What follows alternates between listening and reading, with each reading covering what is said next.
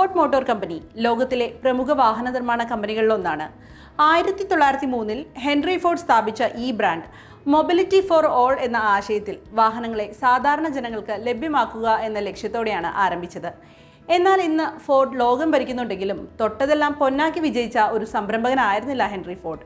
Henry Ford ലോകമറിയുന്ന ഒരു മഹാനായ വ്യവസായി ആകുന്നതിന് മുൻപ് പല പരാജയങ്ങളും അനുഭവിച്ച വ്യക്തിയാണ്. ഫോർഡ് മോട്ടോർ കമ്പനി സ്ഥാപിക്കുന്നതിന് മുൻപ് അദ്ദേഹം ആരംഭിച്ച ആദ്യ 2 കാർ കമ്പനികൾ പരാജയപ്പെട്ടു.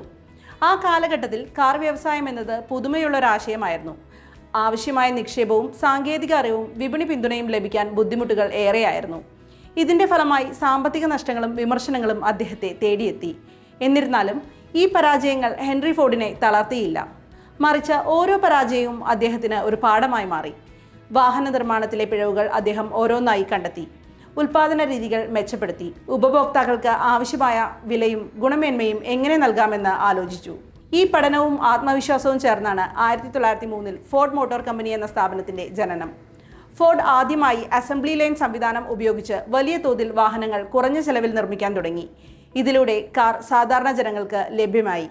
പരാജയങ്ങളിൽ നിന്ന് പഠിച്ച പാഠങ്ങളാണ് അദ്ദേഹത്തെ ഈ വിജയത്തിലേക്ക് നയിച്ചത്. പരാജയം അവസാനമല്ല, പരിശ്രമവും പഠനവും ഉണ്ടെങ്കിൽ അത് വിജയത്തിലേക്കുള്ള വഴിയാണ്. ഹെൻറി ഫോർഡിന്റെ ജീവിതം നമ്മെ പഠിപ്പിക്കുന്നത് ഈ പരമമായ സത്യമാണ്.